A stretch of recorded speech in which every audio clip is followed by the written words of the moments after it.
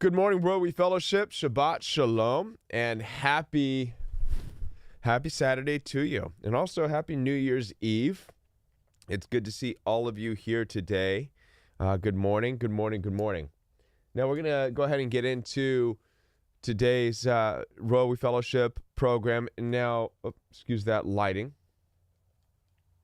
Now, for those of you who are brand new to Royal We Fellowship, welcome. I think I made a mistake. One of the things I'm going to be doing actually in the near future, as soon as I get this light here fixed, is switching the actual fellowship to, it's going to be switched to 9:30 a.m. instead of 9 a.m. So that's going to be a change that's going to be coming up in the near future. All right.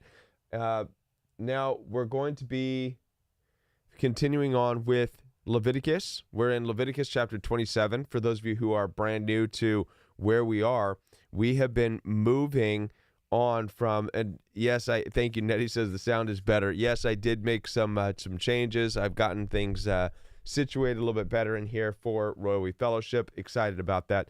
Now we're going to be continuing on in our Royal We Fellowship as we're moving on with God, moving people out of oppression, out of the oppressive relationship that they had in Egypt, which in a lot of ways is a good way to look at our own experience when you and I have dealt with narcissistic abuse and oppressive relationships, whether it was with our own family, friends, or perhaps exes. We go through similar situations where we don't necessarily, even though we're being oppressed, we don't necessarily know what to do outside of that oppression. This happens to be the story of the mixed multitude of people that Moses had led out of Egypt. Many of them grumbled and fought and complained that they were saved. God had to go in and orchestrate and organize this withdrawal, if you will, of these people who were reluctant to go, even though they were abused, even though they were slaves, even though they were oppressed. They did not have rights. They did not have freedoms like you and I have. And again, like I said, the main thing about this is to understand how this mirrors our oppression when we are dealing with narcissistic abuse. But it's not just enough that the Lord led them out according to the ancient literature. We also see that the Lord had to re-instruct, re-instill, re-guide, and rebuild these people from the bottom up. The Lord had to replace all of their old mindsets, all of their own ideas. So we have been following along as the Lord, through Moses, has instructed these people on how to dress. And what we've discovered from the very beginning is they were told to dress to impress. Their priests were to adorn themselves with stones and with fine clothing. In other words, one of the things that we see is that the Lord wanted his people to look intimidating. The idea here is you look high, you look mighty, you look intimidating. And this is probably one of the most fascinating things for me, because in today's modern Western world Christianity, it seems to be a competition for who could look more homely, who can have the rippedest pair of jeans or the dirtiest flannel and the unshaven beard and whatever else, right? And so but not all of them. A lot do dress up, wear suits, and look really good.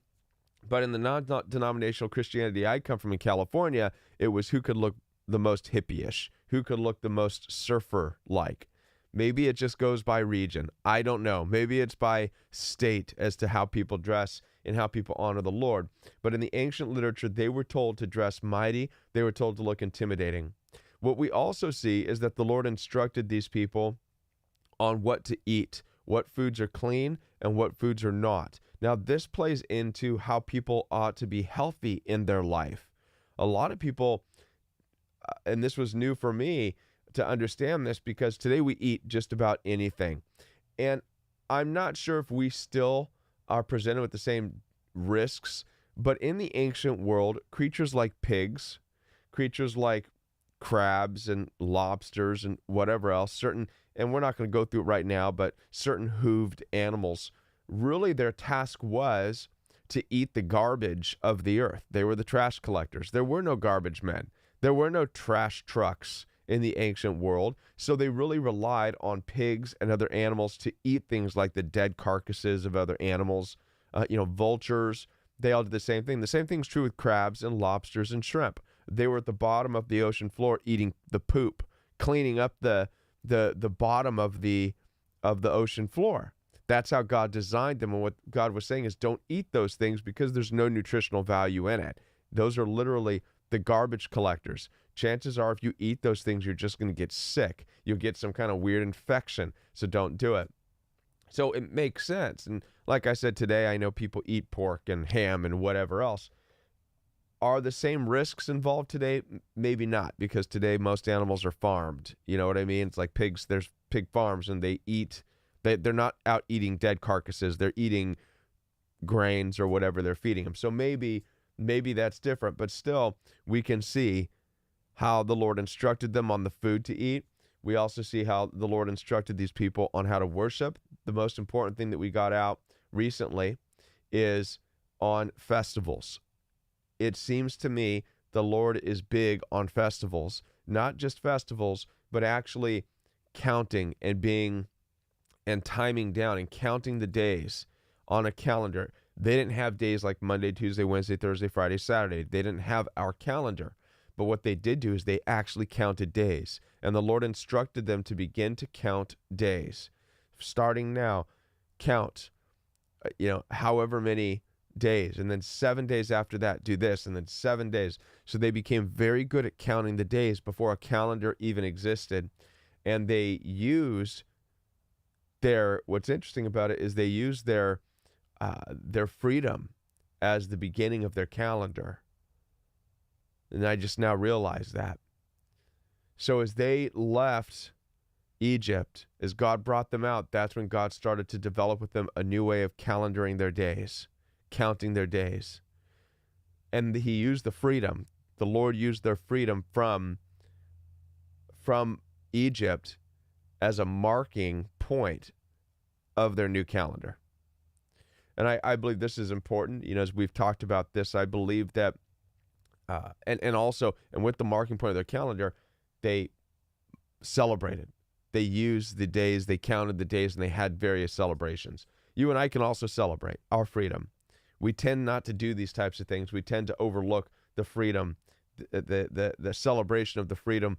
Perhaps you don't feel like you're completely free yet, and maybe that's why. Or maybe we just have so much going on, but we don't quite look at the day or the month or the year we left and look back and be thankful and celebrate that. Celebrate it with the people who we really love. Celebrate the awesome gift of freedom from oppression.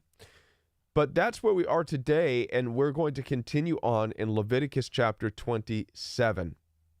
Now, we're still dealing with, and this is where it gets dicey for some people, but in Leviticus, we see that the Lord did allow people to have slaves, people to have others who worked for them. I think it's important for us to understand this particular concept, though, okay? In this world, in the ancient world, all they had was limited resources and jobs. You were either a farmer, you were a shepherd, you were a cook, you were a butcher, you worked with fabric, you made clothing, you dyed clothing, right? You built tents, you built houses, you were good with building fires, you built walls, okay? They didn't have the common jobs that you see in the U.S., within the states, that can employ large amounts of people. So, for example, look at some of the big top employers that are out there. You have car sales, car lots. You have car mechanics. Those didn't exist, right? You have fast food restaurants. Those didn't exist. You have Starbucks coffees. Those didn't exist. You have banks. Didn't exist. Money didn't exist. The way in which we use it. Okay? Well, they did have some form of money. We're going to get into it. They had something called shekel. Okay? So we're also going to start to see what shekels are. Shekels was the beginning form of money, and we're going to get into that. My point is that they didn't have the opportunities that there is to work necessarily. So what you had was a bunch of people who would do stuff, and then you have a bunch of people who had nothing to do, right? So they did have slaves. They did have the beginning of people saying, okay, well, if you don't have anything to do, you can live with me and do this, and I'll pay you, or you can live with me. And that became the relationship, the slave relationship. And they were allowed to have them as a slave for a certain period of time, 7 years, whatever. It's almost like an agreement. It's an agreement saying, I'll bring you in, but you're going to help me for 7 years. We see this first utilized actually way prior to this in the story of Jacob, Isaac's son. You had Abraham, Isaac, and then Jacob. Jacob went and worked for his uncle Laban. And the agreement was, you work for 7 years and you can marry my daughter. In a way, that was a form of slavery. You can live here, you can eat here, you work here, you can marry my daughter. As the story goes on with Jacob, Jacob ended up working 14 years because Laban tricked him and he married the oldest daughter off first and then said work another 7 years and you can have the youngest daughter, the younger daughter. So 14 years for Jacob to get the daughter. So we see already that people had this mindset of, look, that's fine. If I'm going to bring you into my world, take care of you, and I'm going to give you something you want, then there needs to be some kind of agreement. You can't just come in for a day, do your thing, and then bounce. So they started to make these arrangements and agreements. If you're going to be my slave, then you'll be my slave. I will own you in that way for 7 years. Okay? Or until you are able to pay me off or whatever. So this is an important concept for us to understand because we typically have this look at slavery as being this horrific thing. In the ancient world, it was not. It was an honest way of communities supporting everybody. Otherwise, people would be homeless, hungry, left out in the cold. Right? Because again, you have some people who are gifted in building, some people who are gifted in making clothes, some people who are gifted in making food. And then you have others who are actually gifted in just being a help, being, in royalty or whatever, they'd call them butlers. It's a form of slavery. You live in this house, you take care of these things. This is your role. It's important to understand that, okay? So that we are not, coming out of Leviticus 25 and 26, we are not saying, wow, God allows slaves. It's not the same type of slavery that you and I are familiar with, the devalued form of slavery, okay? Or the viewed down upon, all right? Today we're in Leviticus 27. Let's go ahead and get started before we run out of time for today. Leviticus 27, verse 2, if you have your Bibles, open it up and turn with me. Speak to the Israelites and say to them, if anyone makes a special vow to dedicate a person to the Lord by giving the equivalent value, then the Lord said,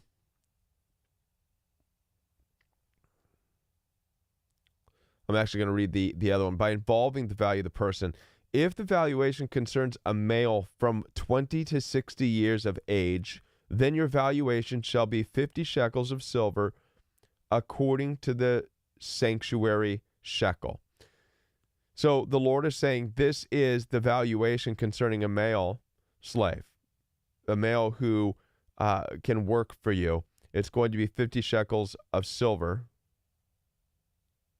involving the value of a person, right? What I find very interesting about this, and I'm not sure if this is related to working or whatnot, but what I do find interesting, this is for you and for me to pay attention to, is that the Lord values a person between the ages of 20 to 60 years of age the same.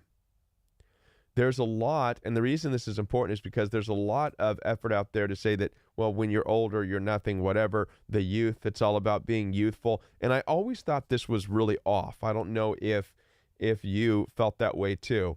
How sometimes the youth out there, the young, can run around like they own and they conquer and everything. And in a lot of ways, they're going to have more energy. But when it comes to the value of what people are capable of doing and achieving, the Lord values a 20-year-old all the way up to a 60-year-old the same way, meaning that up into a person's 60s, they're capable and they're able to do just as much, if not more, as a 20-year-old. It's the same value, the same amount of work. They're able to pull the things off and the same things off. They're able to have the same strength. And this is a good thing for you and I to know. Most people coming out of toxic relationships or narcissistic abuse that I've dealt with are typically in their 40s, right? And a lot of times they can feel like life is over. What do I do now? I don't have the energy. And it's all nonsense. I tell them you're in your prime. When you're in your 40s, you're in your prime. And today there seems to be some kind of a thing twisting. A lot of people in their 40s and 50s are online or on Instagram, and they're saying things like it seems like the 40s are the new 20s or the 50s are the new 30s or whatever. And so there's a lot of truth to that. There's a lot of room in 40s, 50s, and even 60s now to grow and to be strong. So for those of you who feel like you're tired, you're too old to accomplish things or whatever, know that even in the ancient literature of the Bible, a person in their 20s and 60s were valued the same way. What that is saying is that people don't even start to go down in their cognitive or their strength until after they're 60. So that's when values start to change and things start to slow down. So this is important for all of us to understand. It says, if the valuation concerns a male 20 to 60 years of age, then your valuation shall be 50 shekels of silver according to the sanctuary shekel. Or if it is female, then your valuation shall be 30 shekels. We're getting into right there a difference in evaluation. A lot of people, and this is an ongoing debate that everybody seems to be having a part in, everybody from Dr. Jordan Peterson to whatever, and the whole patriarchal system or whatever they argue about, right, of how women in the workplace seem to be valued less, men seem to be valued more, all right? And it starts right here in the book of Leviticus. The book of Leviticus indicates that when it comes to the valuation, and again, this is pertaining to work, the evaluation is that of 50 shekels of silver for a male, that's between the ages of 20 to 60, and 30, all right? Or if it is a female, then your valuation should be 30 shekels. Now, it's interesting. It doesn't say why. But this is what it is. And so a lot of the things that I hear, like Dr. Jordan Peterson will say and make the cases as to why, make the arguments as to why, it typically comes down to the amount of hours that are typically worked. For whatever reason, males will oftentimes work more hours. Males will put themselves in riskier situations. They'll climb things that are ridiculously high, risk their life falling off. I mean, this is something that's probably never changed. Most skyscrapers, most city, hard work, the pavements, the tunnels under the ground, the sewage systems, all these things are typically male-driven to be built and highly dangerous. You climb in the telephone lines and all kinds of weird stuff. I mean, they climb these things and many men just die. They never come out of it. Going into the coal mines, going into the mining shafts right? So these men have a different value perhaps because of the strenuousness of what's going on. I'm not saying that's it for certain. I'm just saying that could be something towards the value, right? Where women, they believed, and it's still probably true, that it's best for women to, because of their nurturing capabilities, because they are naturally gifted in that way in nurturing and mothering, it's best for women to stay protected, to stay close to the environment where they can nurture the community, not just their own children, but the community, right? So this could be a part of it. I'm not saying for certain, I don't know, but we do see that according to the ancient literature, God spoke to Moses and said 50 for male workers because of what they do, 30 shekels for the female, okay? And if the person is from 5 to 20 years of age, then your valuation for the male shall be 20 shekels, and for the female, 10 shekels. So this is interesting. From 12 years of age on up, or from 5 years of age to 20. A couple of interesting things here. Number one, in the ancient literature, people can work as early as 5. 5-year-old kids were out there carrying sticks, gathering wood, building tents, and obviously since they're 5, but anyway from 5 to 20. So in the ancient literature, they valued a 5-year-old the same as a 16-year-old when it comes to working, when it comes to their valuation of work, meaning that anywhere from 5 to 20, they'll do kind of a good job, but their mind's going to be elsewhere. They're not going to be as focused. They're going to be talkative. They're going to be maybe getting some things done, maybe not. So we're learning in this context a lot of how the Lord views the different age groups, not only that, but also sexes when it comes to working. So anywhere from 5 to 20, the Lord is saying they can get some stuff done, which is good to know. A 5-year-old can get some stuff done, right? But the value of what they're able to accomplish is going to be 20 shekels. It's not the same as the 50 shekels for a man. It's 20, a little bit less than half, because that's the amount of work that they will be able to accomplish in comparison to somebody who is between the ages of 20 and 60, right? And the valuation for a young girl, age 5 up to 20, is going to be 10 shekels. 10 shekels. Now, if the person is from 1 month to 5 years of age, then your valuation for the male shall be 5 shekels of silver, and for the female, 3 shekels of silver. And if the person is from 5 to 20, and if the person is 60 years of age or older, then your valuation shall be 15 shekels for the male and 10 shekels for the female. So over 60, the price goes way down. The value for the person goes way down to 15, from 50 to 15 shekels over the age of 60. 60 is typically the age of retirement. It's the age of doing nothing, sitting around, right? For a lot of people. Not necessarily. These days, people are able to do a lot more things after the age of 60. But if the one making the vow is too poor to pay the valuation, he is to present the person before the priest, who shall set the value according to what the one making the vow can afford.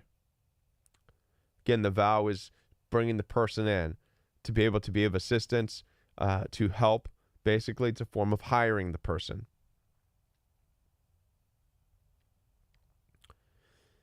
If he vows an animal that may be brought as an offering to the Lord, any such animal given to the Lord shall be holy. He must not replace it or exchange it, either good for bad or bad for good. But if he does substitute one animal for another, both that animal and its substitute will be holy. But if the vow involves any of the unclean animals that may not be brought as an offering to the Lord, the animal must be presented before the priest. The priest shall set its value, whether high or low, as the priest values it, the price will be set. And by the way, there is value in animals that they're talking about. Okay, if he doesn't have the money to give the person to buy that person, the value of the person, then the owner, the one who wants to bring the slave in, right, anywhere from 20 to 60 or whatever, can trade an animal. But the animal has to be a good animal, basically, is what we're getting out of this. It can't be a flawed animal. And animals have value. Animals have plenty of value if you think about it, because animals can multiply.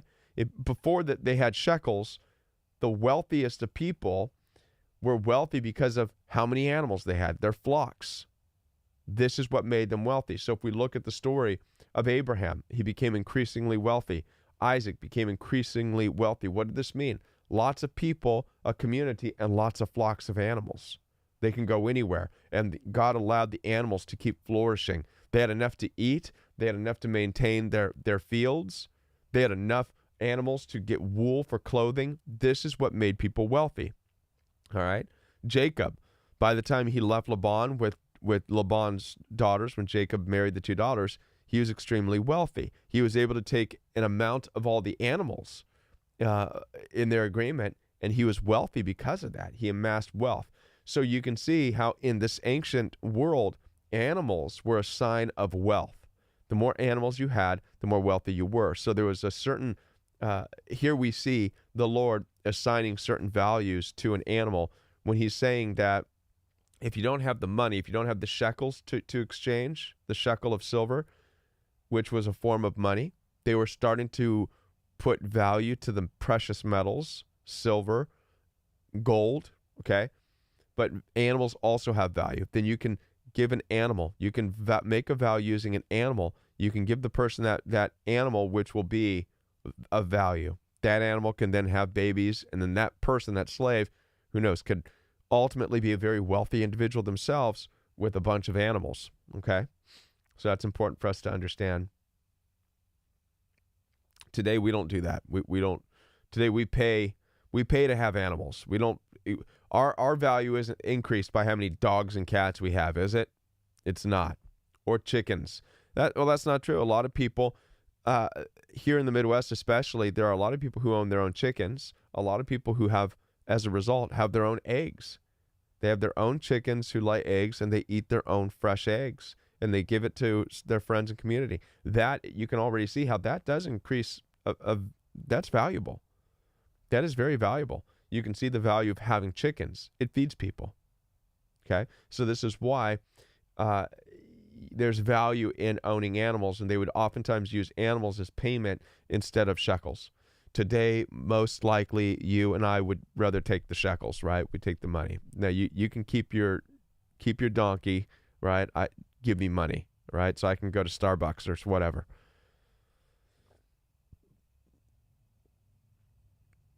But no unclean animals. So here, and this is interesting right here, the priest shall set the value of the animal, right? If, however, this is chapter 27, verse 13, if, however, the owner decides to redeem the animal, this means that the owner wants the animal back, the owner's going to have to pay. So if an owner gives an animal away but then wants it back, he must add a fifth to its value. So he must pay a fifth more than what he would have had to pay for that slave, or for that to value that person. Now, if a man consecrates his house as holy to the Lord, then the priest shall value it either as good or bad. The price will stand just as the priest values it. But if he who consecrated his house redeems it, he must add a fifth to the assessed value, and it will belong to him. If a man consecrates to the Lord a parcel of his land, then your valuation shall be proportional to the seed required for it, 50 shekels of silver for every homer of barley seed. If he consecrates his field during the year of Jubilee, the price will stand according to your valuation. But if he consecrates his field after the Jubilee, the priest is to calculate the price in proportion to the year left until the next year of Jubilee, so that your valuation will be reduced. And if the one who consecrated the field decides to redeem it, he must add a fifth to the assessed value, and it shall belong to him.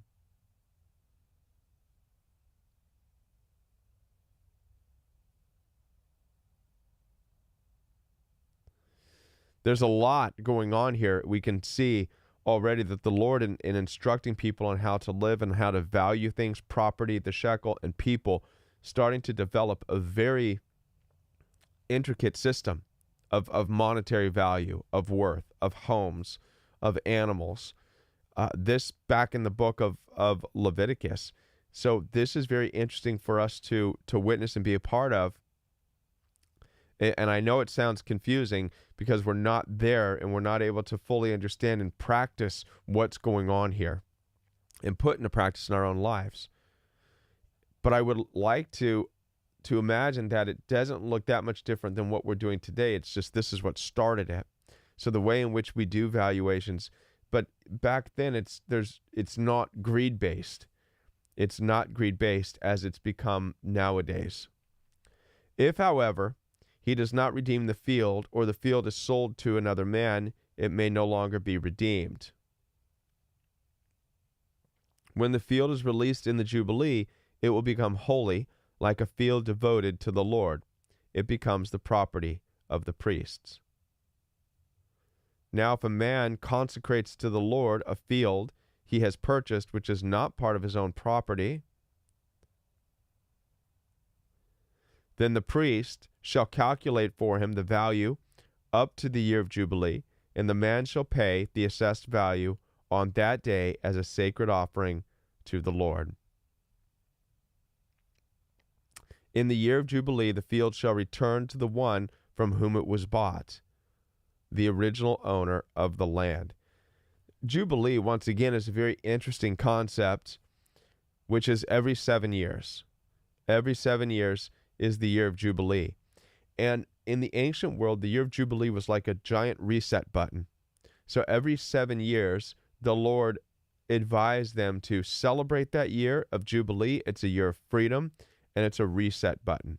It's things go back. Slaves or people who work in homes and made agreements, for example. We just talked about how people would, if they were slaves or if they were a butler or whatever, they would agree to 7 years at the time they were hired. Fine, you come in, we'll take care of you, we'll pay you, but you're here for 7 years. The year of Jubilee is when all that was set free. And the master or whoever paid for that person would say, you're able to go if you want to go, or you can stay for another 7 years, right? We also see that this is a time in which fields, farms were returned to the one from whom it was bought. So if somebody bought a farm or a field, then in the year of Jubilee, it looks like it was returned back. That's interesting. I don't know exactly how that works, because you would think that when somebody buys something, it's theirs forever. But it seems to be this year of Jubilee, which throws in this really weird bit of confusion of things getting returned. I'm almost under the impression that when a field is bought, it's not necessarily bought, but rented. Perhaps that would be a more accurate way of looking at this and saying that if somebody went and purchased a field, it was to rent it, perhaps to grow the food, grow produce, whatever, earn a living, make money. But when they rented it from the person after 7 years, the year of Jubilee, the rent agreement was over. And it was returned, the field was returned back to the owner of it, and then they can re-rent it out again if they choose to somebody else. Every valuation will be according to the sanctuary shekel. The sanctuary shekel. So they had a sanctuary shekel, okay? So where we have presidential coins, they had a sanctuary shekel. This is their value. We're going to talk a little bit about the sanctuary shekel. But no one may consecrate a firstborn of the livestock, because a firstborn belongs to the Lord, whether it is an ox or a sheep. It is the Lord's. Babies belong to the Lord. This is an interesting concept too. Babies belong to the Lord. But if it is among the unclean animals, then he may redeem it according to your valuation and add a fifth of its value. If it is not redeemed, it shall be sold according to your valuation. Nothing that a man sets apart to the Lord from all he owns, whether a man, an animal, or his inherited land, can be sold or redeemed. Everything so devoted is most holy to the Lord.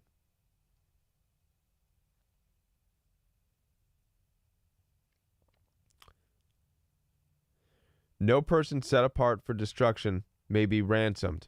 He must surely be put to death. Now we're going to get into a little bit of the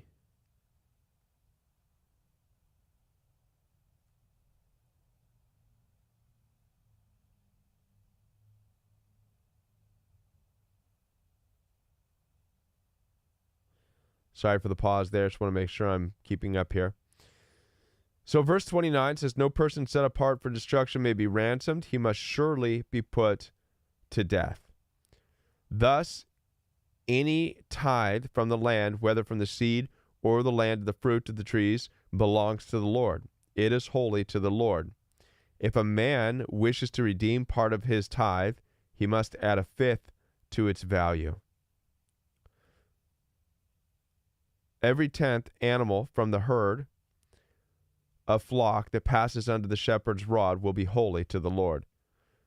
This is really where it gets kind of interesting, right? Every 10th animal that passes, every 10th animal from the herd of flock that passes under the shepherd's rod will be holy. So if the animals would pass under the rod, they'd count 1, 2, 3, 4, 5, 6, 7, 8, 9, 10. The 10th one will be holy.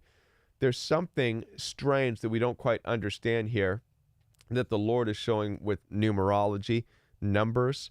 We know from the ancient literature that numbers are important to God. And so 10 is an important number. 10, every 10th of the animal that passes under the rod is is considered a holy animal, holy to the Lord. He must not inspect whether it is good or bad, and he shall not make any substitution. But if he does make substitution, both the animal and its substitute shall become holy. They cannot be redeemed. Very interesting.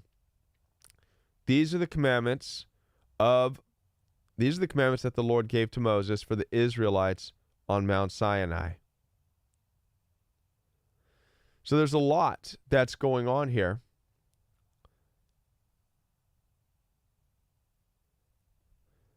As far as trying to understand how they use shekels for trade. They also used property. They also used different forms. We also have a better understanding, a little bit of how how having slaves worked. We also learned in this particular chapter how the Lord values people as far as their ability to work, their ability to do things. And it's good to see that between the ages of 20 and 60, they're of the same value. They're capable of doing the same, right? From 20 to 60. Anywhere from 5 to 20, they're valued less. But what's interesting about that is we see that 5-year-olds are capable of doing good things as far as, work or being helpful. It's interesting. Again, today, a lot of people would say, well, that's child endangerment. Well, according to the ancient literature, it's not. 5 years on up, they're fully capable of starting to do things. Not as much as someone between 20 and 60, but they can do some things. And then we also see how over the age of 60, it significantly decreases. It's almost going back into the childlike or the infancy state when it comes to their ability to do things. We also see that they did do things like rent property. They would give animals. Animal was also a form of value. If there wasn't enough shekels, if there wasn't enough money, they could pay in animals. Animals animals have value. As we see, the most wealthiest of people, according to the ancient literature from Abraham, Isaac, and Jacob, were wealthy because of the amount of animals that they had. That's what made them wealthy, was the livestock and also the people, the children. Those who had a lot of children, who had a bigger community and had a lot of animals, they tended to be the wealthy or the elite, okay, so to speak. And so this is interesting for us to say. I'm looking forward to seeing what's going to take place in the book of Numbers, because we are now out of the book of Leviticus. So Leviticus was, in fact, a very difficult book to understand. There's a lot going on in there. The formation of a group of people coming out of slavery, coming out of oppression, into becoming their own society. This is really what that was all about. In societies, you are going to deal with things such as workforce. You're going to deal with things like labor. You're going to deal with things like slavery. You're going to deal with things like rich and poor. You're going to deal with all of these things, okay? You're going to deal with illnesses. You're going to deal with sicknesses. You're going to deal with all of these things. And the book of Leviticus has really given us an understanding of how the Lord instructed his people to manage these things. And we learned a lot in Leviticus, have we not? For those of you who have been here in this program for the past month and a half or so in Leviticus, we learned that they dealt with things like bacteria. They dealt with things like illnesses and sicknesses. They dealt with all these things. And we see that today we still utilize a lot of the things. We just came out of, anytime people get sick, it's almost like it's automatic, right? You go into a 7 to 14 day, right? It's a 7 day. What they say with the COVID thing, a 7 day lockdown, 14 day, right? Isolation for 14 days. Well, what's interesting about that is in the book of Leviticus, that's where that started. Anytime there was a sickness or an illness or bacteria, it was 7 days. And if it didn't go away, they did another 7 days, 14 days. So we still follow along a lot of the ancient principles and understanding that God spoke to the ancient mixed multitude of people. We still adhere to a lot of those numbers, which is wild, right? And they didn't have doctors, but the priest would examine people. They started to talk about things like trading property and trading animals, and they had shekels, so they started to develop their economy. So this is interesting.